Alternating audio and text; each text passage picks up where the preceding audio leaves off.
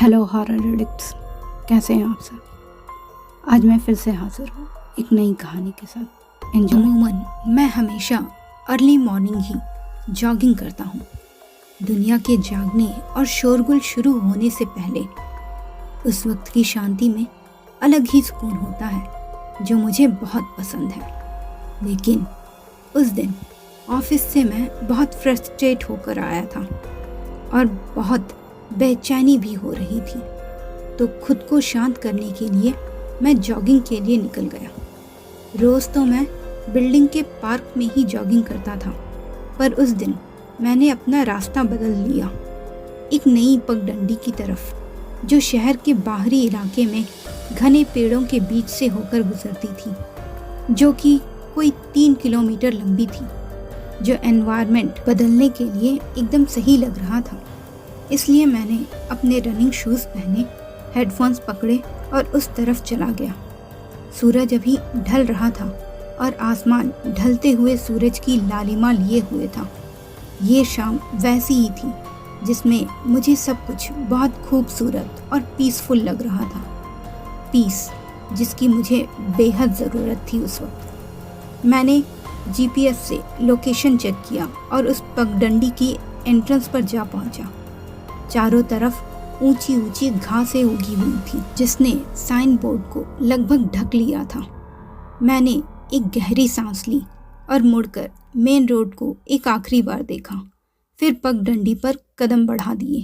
पहले तो ये बिल्कुल वैसा ही था जैसी मुझे उम्मीद थी। रास्ता घुमावदार था, लेकिन रास्ता साफ था।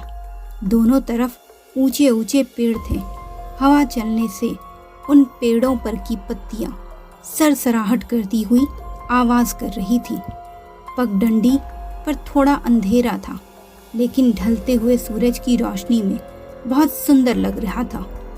ऐसा लग रहा था कि मैं किसी अलग दुनिया में हूँ। लेकिन फिर जैसे जैसे मैं आगे बढ़ा, चीज़ें अलग लगने लगी। मैं ये समझ नहीं पा रहा था कि वहाँ के एनवायरनमेंट में क्या बदलाव हुआ, पर हवा भारी और बोझिल लगने लगी थी। मेरे चारों तरफ के जंगल की आवाज़ें तेज हो गई थी। एक अजीब सा सन्नाटा छाने लगा था, जिसमें मैं पेड़ों की पत्तियों के साथ साथ अपने कदमों के नीचे पड़ने वाली पत्तियों की चरमराहट भी सुन पा रहा था। मुझे हल्की सी बेचैनी महसूस होने लगी, पर मैं उस फीलिंग को झटक कर दौड़ता रहा। मुझे अभी कुछ मील और दौड़ना था और मैं वापस जाना नहीं चाहता था। मुझे लगा अनजान जगह होने की वजह से मुझे भ्रम हो रहा है, इसलिए मैंने अपना म्यूज़िक का वॉल्यूम और बढ़ा दिया और दौड़ने पर कंसंट्रेट करने लगा। आगे का रास्ता नैरो होता जा रहा था और पेड़ मेरे करीब आ रहे थे। ऐसा लग रहा था जैसे रास्ता अपने आप बदल रहा हो और नए मोड़ आ रहे हों। फिर मुझे एक अजीब सी फीलिंग आई, जैसे कोई मुझे देख रहा हो, पर हर बार जब मैंने पलट कर देखा तो वहाँ कोई नहीं था। आगे के रास्ते में थोड़ा सा स्लोप था और वहाँ कदम रखते ही अचानक तापमान बहुत कम हो गया। मुझे थोड़ा अजीब भी लगा। पेड़ों के साए मुझे घेरने लगे थे और जंगल से आने वाली आवाज़ें और भी भयानक हो चली थी। मेरा हाई वॉल्यूम म्यूज़िक भी अब बेअसर हो रहा था। डर मुझ पर छाने लगा था। मैं लगभग आधा रास्ता तय कर चुका था जब मैंने उसे दूर से देखा। रास्ते पर एक आकृति खड़ी थी। पहले तो मुझे ये अपनी आंखों का धोखा लगा, पर जैसे जैसे मैं उसके करीब गया, मुझे एहसास हुआ कि वो एक औरत थी जिसने बंजारों वाले कपड़े पहने हुए थे। सूरज की हल्की रोशनी उसके कपड़ों में लगे शीशों से टकराकर छिटक रही थी। उसके बाल बिखरे हुए थे और चेहरा एकदम भूतिया सफ़ेद था। वह न हिली और न कुछ बोली, बस वही खड़ी खाली आंखों से मुझे देखती रही। मेरा दिल तेज़ी से धड़क रहा था। मेरी रीढ़ की हड्डी में ठंडक दौड़ रही थी। मुझे समझ नहीं आ रहा था कि ये हकीकत था या कल्पना। मैंने जल्द से जल्द उसे पार करके आगे बढ़ने का फैसला किया। जैसे ही मैं उसके पास से होकर गुजरा, मुझे मेरे गर्दन के पीछे किसी की ठंडी सांसें महसूस हुई, एकदम बर्फीली ठंडी, जिसने मेरे पूरे बदन में सिहरन पैदा कर दी। ऐसा लगा जैसे कोई ठीक मेरे पीछे एकदम करीब हो। मैं तेज तेज भागने लगा, पर थोड़ा आगे जाने के बाद मैं खुद को पीछे मुड़कर देखने से रोक नहीं पाया। तभी मैंने जो देखा, मैं बाल बाल गिरते हुए बचा। वो औरत अब भी वहीं खड़ी थी, पर उसका सिर 180 डिग्री में पीछे मुड़ा हुआ था और वह सीधा मुझे ही देख रही थी। उसकी आंखें खोखली और काली थी, पर उसकी नज़रें मुझे अंदर तक थर्रा रही थी। मैं लड़खड़ा गया और अपने ही कदमों में उलझने लगा था।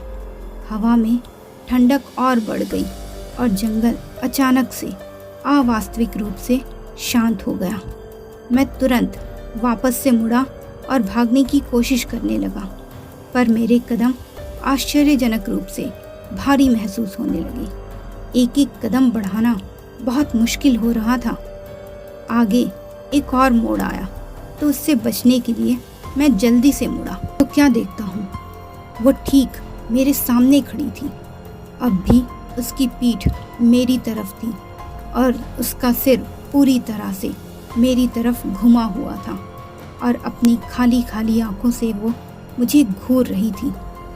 फिर उसने धीरे धीरे अपना दायां हाथ हवा में उठाया और मुझे अपने पास आने का इशारा करने लगी।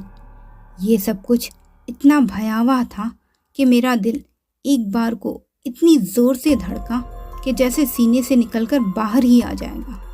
मैं एक सेकंड भी और वहाँ नहीं रुक सकता था। मैं वापस मुड़ा और जितना तेज़ मेरे पैर मुझे लेकर भाग सकते थे, मैं भागा।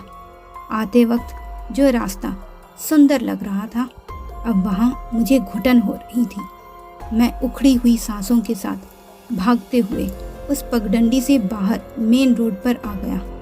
मैं सांस लेने के लिए भी रुकना नहीं चाहता था। मैंने तुरंत कार स्टार्ट की और फुल स्पीड में भगाकर घर आ पहुंचा।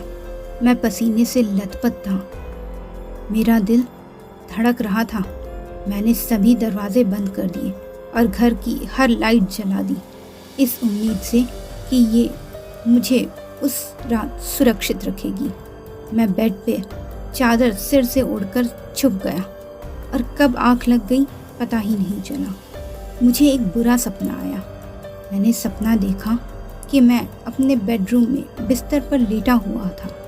कमरा अंधेरे में डूबा हुआ था, लेकिन मैं देख सकता था कि वह बिस्तर के एंड पे खड़ी थी।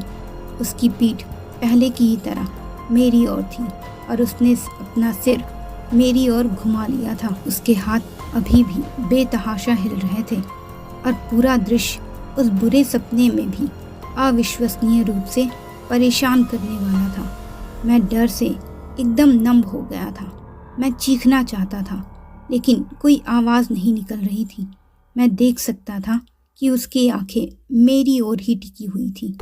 ऐसा लग रहा था कि वह मेरी ओर हाथ बढ़ा रही थी, हालांकि उसकी पीठ अभी भी मुड़ी हुई थी। डर मुझ पर पूरी तरह से हावी था। फिर उसके मुंह से फुसफुसाती हुई आवाज़ निकली, आज तुम बच गए। मैं बहुत कोशिशों के बाद ठंडे पसीने से जागा। मेरा दिल तेज़ी से धड़क रहा था और मुझे यकीन नहीं था कि क्या मैंने सच में सपना देखा था या वह किसी तरह मेरे पीछे मेरे घर आ गई थी। मैं बिस्तर पर लेटा हुआ छत को घूर रहा था और खुद को शांत करने की कोशिश कर रहा था। जो कुछ हुआ था उसे समझने की मुझ में बिल्कुल भी हिम्मत नहीं थी। उस रात के बाद मैंने उसे फिर कभी नहीं देखा और ना ही उसके बारे में सपने में ही देखा। मुझे उम्मीद है कि मैं कभी ऐसा ना करूं। शायद वह मुझे डराना चाहती थी या शायद कुछ और चल रहा था, कौन जानता है। मैंने उसे फिर कभी नहीं देखा और मुझे उम्मीद है मैं कभी ऐसा ना करूं। मुझे बस इतना पता है कि मैं वहाँ फिर कभी भी जॉगिंग करने नहीं जाऊँगा। उसे एक बार देखकर मैं पहले ही बहुत डर गया था। उसे फिर से देखना निश्चित रूप से मुझे जल्दी ही मौत के पास ले जाएगा। तो मित्रों, कैसी लगी ये स्टोरी? अपनी राय कमेंट बॉक्स में ज़रूर दीजिएगा और मेरे चैनल को सब्सक्राइब करना बिल्कुल मत भूलिएगा। धन्यवाद।